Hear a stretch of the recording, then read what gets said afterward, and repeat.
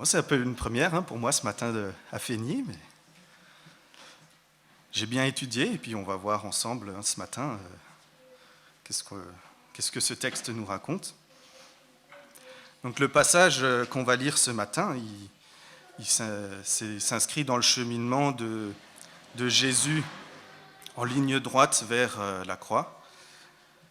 Et donc un peu dans le contexte, là, dans le passage qu'on va lire, dans le soir d'avant, le passage où on lit, Jésus il partage son dernier repas avec ses disciples.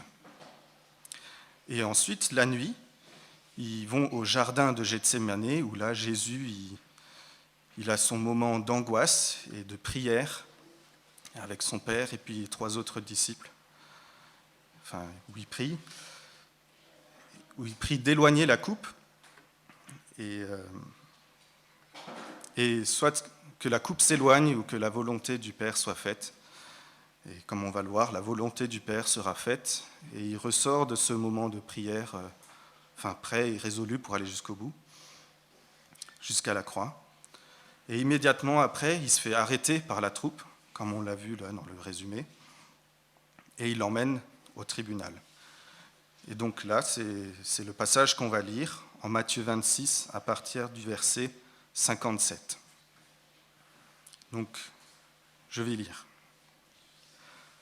Ceux qui avaient arrêté Jésus l'emmenèrent chez le grand prêtre Caïphe, où les spécialistes de la loi et les anciens étaient rassemblés.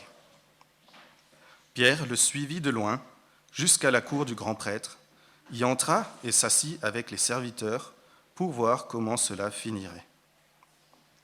Les chefs des prêtres, les anciens et tout le Sanhédrin cherchaient un faux témoignage contre Jésus afin de le faire mourir.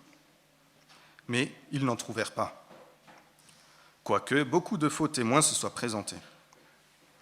Enfin, il vint d'eux qui dirent : « Celui-ci a dit : je peux détruire le temple de Dieu et le reconstruire en 3 jours. » Le grand prêtre se leva et lui dit : « Ne réponds-tu rien ?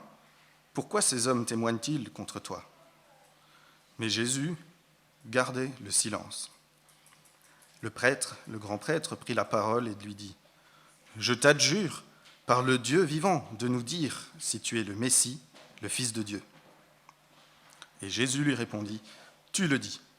De plus, je vous le déclare, vous verrez désormais le Fils de l'homme assis à la droite du Tout-Puissant et venant sur les nuées du ciel. » Alors, le grand prêtre déchira ses vêtements en disant : « Il a blasphémé. Qu'avons-nous encore besoin de témoins ? Vous venez d'entendre son blasphème. Qu'en pensez-vous ? » Ils répondirent : « Il mérite la mort. » Là-dessus, ils lui crachèrent au visage et le frappèrent à coups de poing. Certains lui donnaient des gifles en disant : « Christ, prophétise-nous qui t'a frappé. » Or, Pierre était assis dehors, dans la cour. Une servante s'approcha de lui et dit : « Toi aussi, tu étais avec Jésus, le Galiléen. » Mais il le nia devant tous en disant : « Je ne sais pas ce que tu veux dire. » Comme il se dirigeait vers la porte, une autre servante le vit et dit à ceux qui se trouvaient là : « Cet homme aussi était avec Jésus de Nazareth. » Il le nia de nouveau, avec serment : « Je ne connais pas cet homme. » Peu après, ceux qui étaient là s'approchèrent et dirent à Pierre : « Certainement, toi aussi, tu fais partie de ces gens-là, car ton langage te fait reconnaître. » Alors, il se mit à jurer en lançant des malédictions : « Je ne connais pas cet homme. » Et aussitôt, un coq chanta. Pierre se souvint alors de ce que Jésus lui avait dit : « Avant que le coq chante, tu me renieras 3 fois. » Il sortit et pleura amèrement.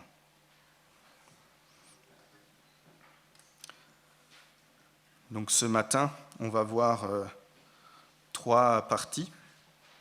On va voir d'abord le procès de Jésus, ensuite le reniement de Pierre, et en 3e, qui nous imitons ? Qui imitons-nous ? Donc, Jésus, au début de notre texte, il est emmené devant le Sanhédrin. Alors, qu'est-ce que c'est que le Sanhédrin ?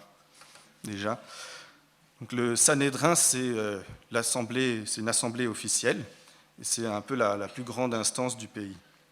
Il y a le grand prêtre qui est présent et 70 autres spécialistes de la loi et prêtres. Donc dans les prêtres, il y a des sadducéens, des pharisiens, il y a un peu de tout. Et cette assemblée, le but qu'ils ont, c'est une autorité religieuse, donc c'est eux qui décident comment est-ce que la loi elle doit s'appliquer. Ils font aussi un peu office de gouvernement, ils prennent les décisions pour un peu le pays. Et aussi ici, comme on le voit, c'est un tribunal aussi pour les affaires graves. Donc quand il y a des crimes graves ou des blasphèmes ou ce genre de choses, ce tribunal il se rassemble et puis il juge pour voir si effectivement il y a des condamnations à mort à donner ou pas.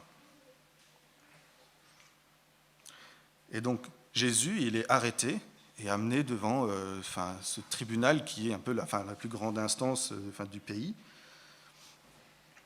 Et par contre, qu'est-ce que Jésus a fait pour mériter d'être arrêté et puis de se retrouver devant ce tribunal ? Justement, il n'a rien fait qui le mérite. Et c'est pour ça que dans notre texte, le tribunal il a un peu du mal à trouver des chefs d'accusation contre Jésus. Après, on voit au verset 59 que les chefs de prêtres ils cherchaient un faux témoignage contre Jésus afin de le faire mourir. Et on voit aussi, 3 jours avant cet épisode, en Matthieu 26, que les chefs des prêtres, ils avaient décidé de faire mourir Jésus. Donc en fait, Jésus, il est devant un tribunal qui a déjà décidé de la faire mourir. C'est généralement pas comme ça qu'un tribunal doit fonctionner. Et quand le verdict, il est déjà prévu d'avance, c'est pas un tribunal juste. Et en fait, on voit, quand on voit un peu plus, qu'on cherche un peu plus, on voit que ce tribunal, ce procès-là, ce n'était pas un procès juste.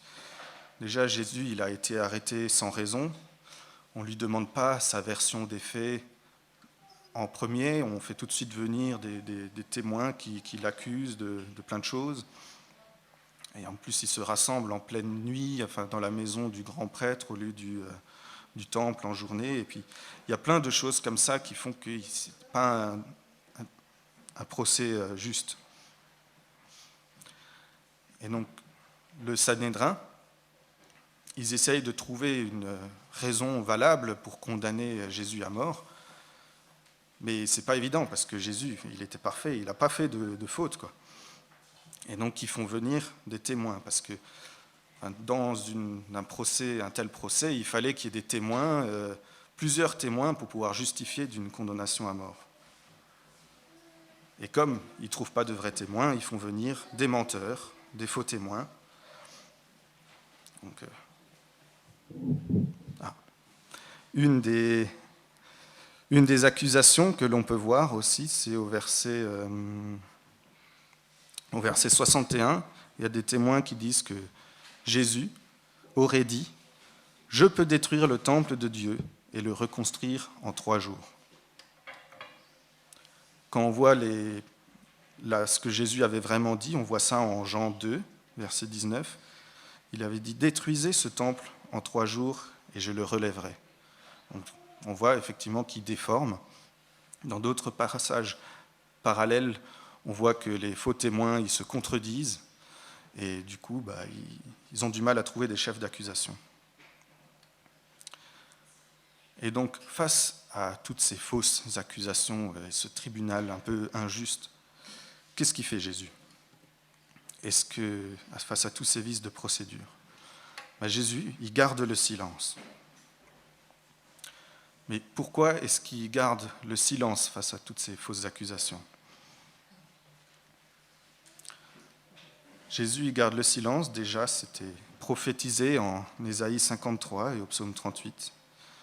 Il garde le silence aussi parce qu'il connaît sa mission et pour pouvoir aller jusqu'au bout et jusqu'à la croix, pour obéir à son Père. C'est ce qui était prophétisé et c'est ce qu'il devait faire. Et il veut aller jusqu'au bout, jusqu'à la croix pour ses brebis.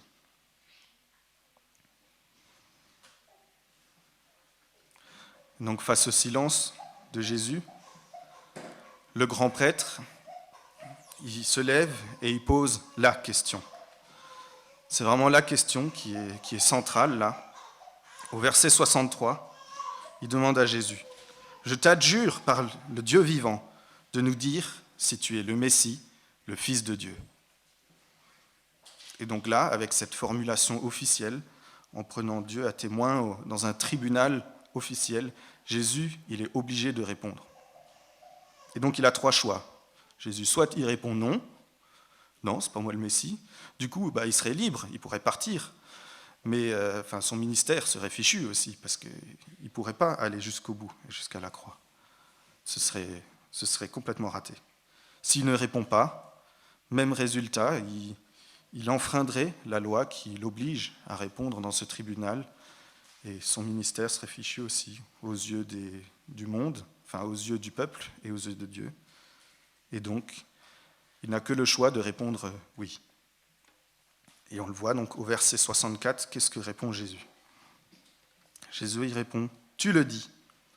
De plus, je vous le déclare, vous verrez désormais le Fils de l'homme assis à la droite du Tout-Puissant et venant sur les nuées du ciel. » Qu'est-ce que ça voulait dire ? Déjà, Jésus y répond par « tu le dis ». C'est une réponse affirmative. Mais il y a quand même une petite nuance, parce que Jésus, il savait que les Juifs, de manière générale, et les grands prêtres, pour eux, le Messie, c'était quelqu'un qui devait venir libérer Israël, éventuellement virer les Romains, et donc être le roi d'Israël. Mais Jésus, il voulait quand même apporter une nuance à sa réponse, donc il répond pas simplement « oui, oui, c'est moi », il dit « tu le dis » pour apporter une nuance derrière. Et la nuance derrière, c'est justement ce qu'il ajoute. Donc dans sa réponse, c'est ce qu'il ajoute, c'est des citations de Daniel 7 qu'on a lu avant, et du psaume 110, verset 1, qu'on a lu avant aussi. Et donc, ces citations, ça précise qu'est-ce que Jésus pense être le Messie, qu'est-ce qui est effectivement sa mission. Et donc, dans Daniel 7, qu'on a lu, c'est ici, quand Jésus cite que le Fils de l'homme est venu sur les nuées du ciel, ce que ça implique derrière, c'est en Daniel 7, verset 14, « On lui a donné la domination, la gloire et le règne, et tous les peuples, les nations et tous les hommes de toute langue l'ont servi. Sa domination est une domination éternelle qui ne cessera pas, et son royaume ne sera jamais détruit. » Donc, c'est un règne qui est bien plus grand que juste régner sur Israël. Et ce n'est pas juste régner sur Israël, mais c'est sur tous les peuples et éternellement. Et dans le psaume 110, l'Éternel a déclaré à mon Seigneur, « Assieds-toi à ma droite, jusqu'à ce que j'ai fait de tes ennemis ton marchepied. » Donc ça déclare aussi un règne. Et donc Jésus, il précise que, dans sa réponse, il précise que son règne sera bien plus grand que juste ce que les chefs des prêtres pensent. Et cette déclaration que Jésus fait devant le tribunal officiel, devant tout le monde, c'est que oui, son règne sera bien là, mais bien plus grand que ce qu'il pense. Et le Sanhédrin, il a bien compris que Jésus prétendait du coup être le Messie. Et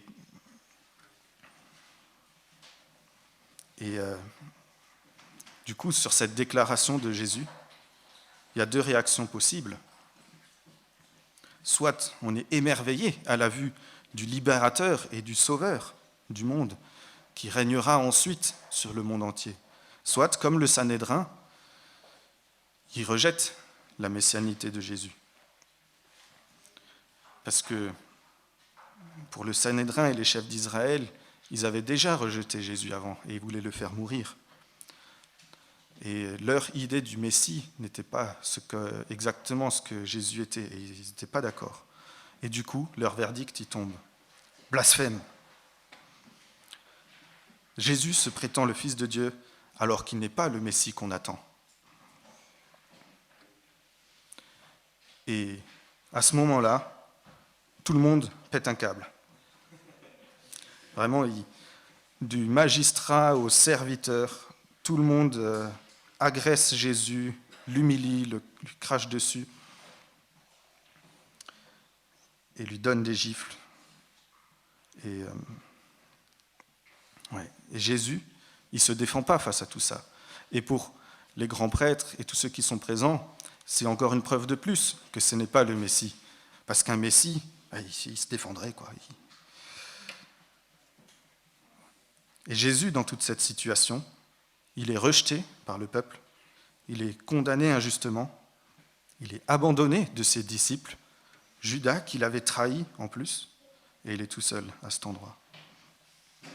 Il se fait battre, il se fait humilier. Et là, Jésus, quelle est sa réaction ? Est-ce que lui aussi, il pète un câble, il se met en colère ? Est-ce qu'il se défend ? Est-ce qu'il appelle le jugement de Dieu sur ces rebelles ?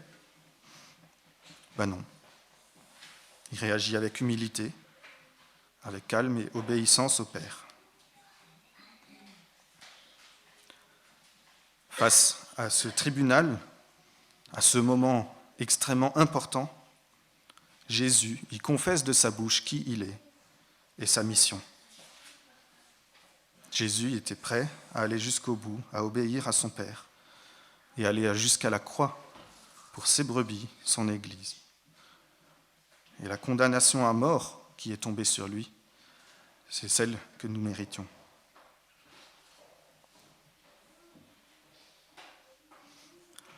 Pendant tout ce procès, pendant que Jésus il est au procès, Pierre, il est à côté dans la cour.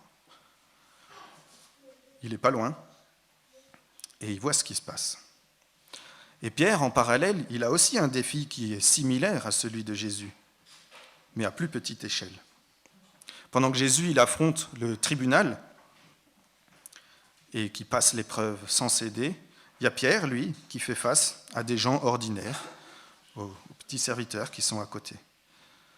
Ce passage, il est dans les 4 évangiles, et chaque évangile ajoute un peu des détails, et ça nous donne une vision plus claire de tout ce qui se passe.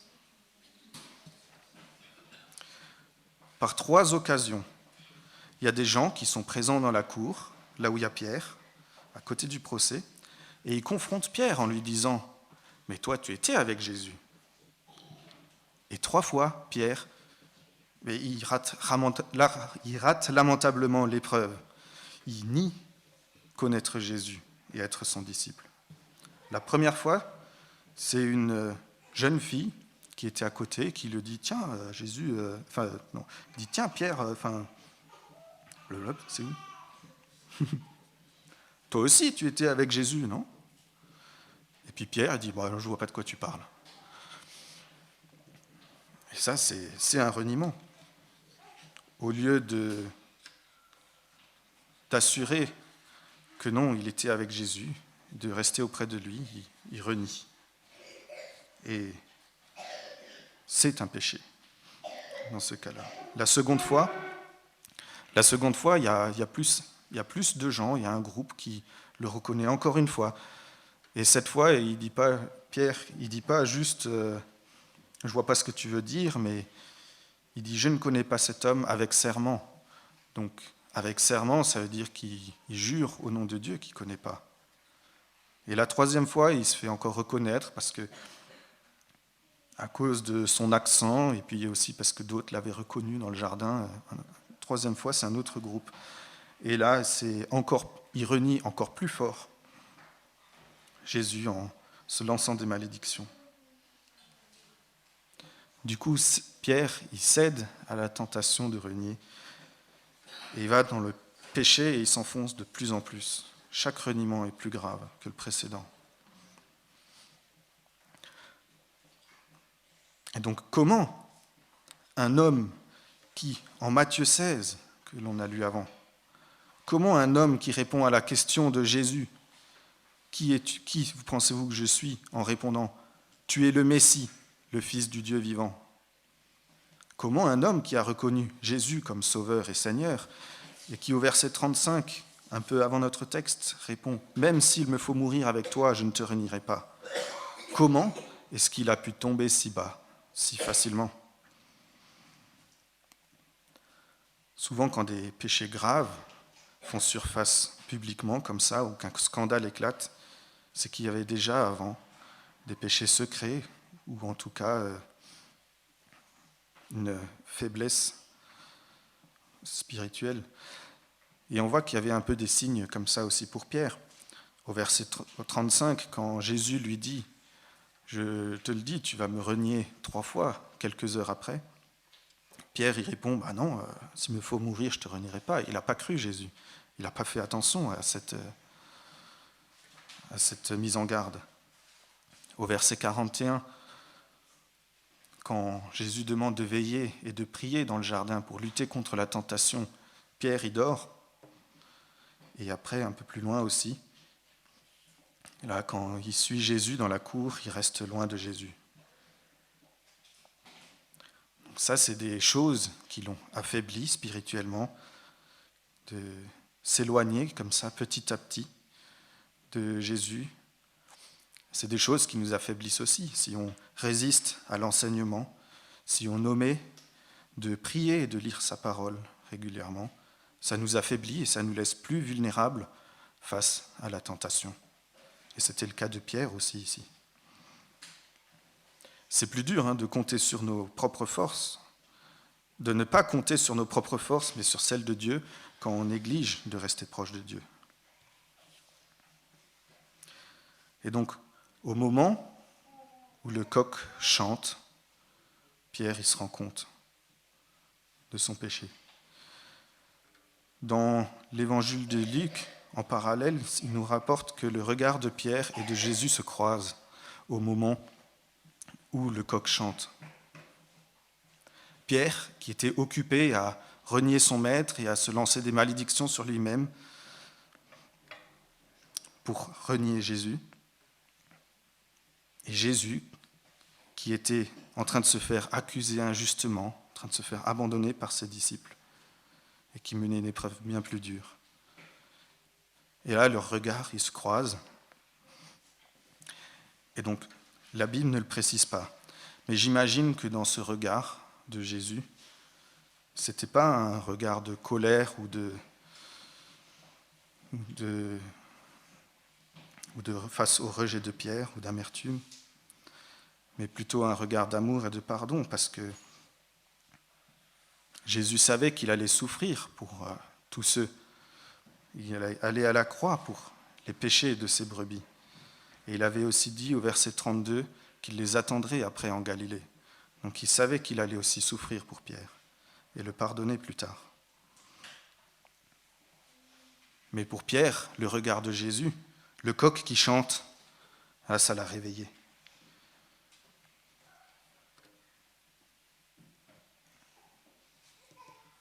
Ça lui a montré sa faute. Il s'est rappelé de la prophétie de Jésus, quelques heures auparavant.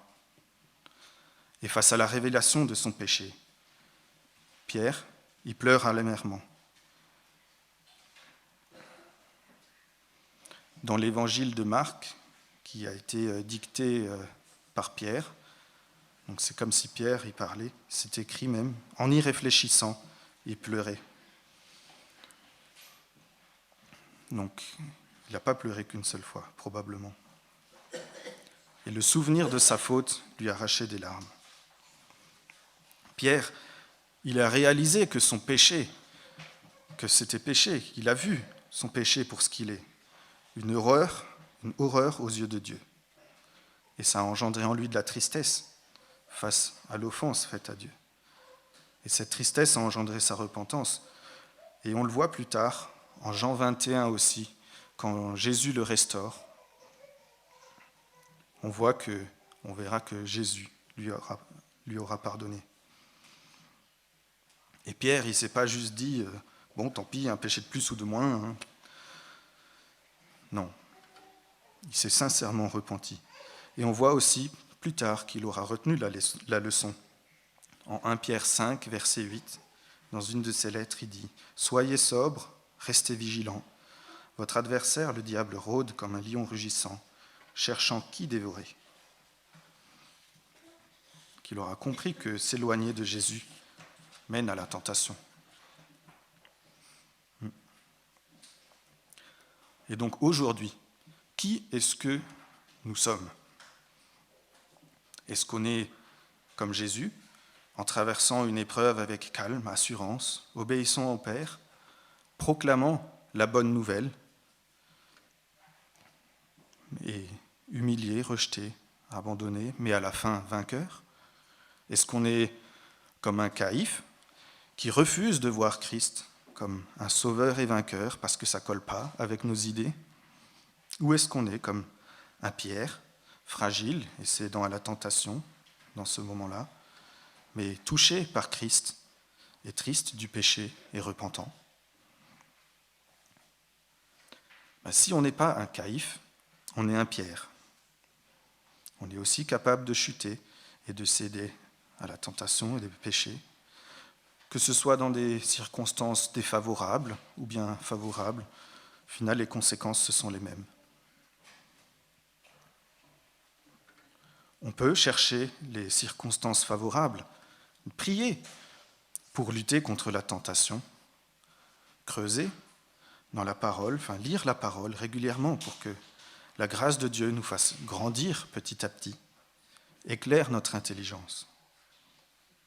Et puis, en parler avec nos frères et sœurs dans l'Église. On peut mettre des choses en place pour limiter notre exposition à la tentation, comme par exemple faire une liste de ce qui nous fait régulièrement pécher, de prier le matin pour que Dieu limite ces tentations et nous aide à résister. Partager cette liste avec un frère ou une sœur pour qu'on puisse y prier ensemble et confesser régulièrement ses fautes. Mais ce qui est important aussi, c'est de voir notre réaction face à la chute, comme Pierre, qui, à la lumière du regard de Jésus et du cri du coq, s'est souvenu, a éprouvé de la tristesse face à son péché, qui s'est rendu compte de la gravité et qui s'est vite repenti. Faisons de même et ne laissons pas traîner ce mal longtemps dans nos vies, car on peut vite dégringoler comme Pierre. Donc, comme Pierre, on est faillible, mais Christ, lui, il est vainqueur. Christ a surmonté la tentation. Christ a traversé le chemin jusqu'au bout. Christ est mort à cause de notre péché, de celui de Pierre, du tien, du mien. Il a traversé, ça j'ai déjà dit, Christ est ressuscité comme il l'a proclamé durant son procès. Et il règne à la droite de Dieu, à la droite du Père. Christ est le Messie qui ne sauve pas seulement Israël, mais des gens de tous les peuples. Et quiconque dans le monde croit en lui ne périra pas, mais aura la vie éternelle. Donc, quand nous chutons, Jésus a tenu bon.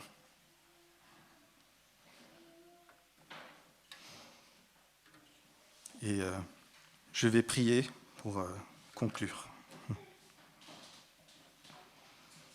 Ouais, Seigneur Jésus, tu as traversé cette grande épreuve et vaincu. Par ta mort, tu as payé le prix, la condamnation à mort qui nous revenait. Tu pardonnes la faute de tes brebis, de ceux qui croient. Aide-nous à voir le péché comme toi, à le détester et se repentir vite. Aide-nous à rester proches de toi dans la prière et la parole. Tu règnes à la droite du Père et fais de tes ennemis ton marchepied. Ta victoire est assurée. Gloire à ton nom. Au nom de Jésus. Amen.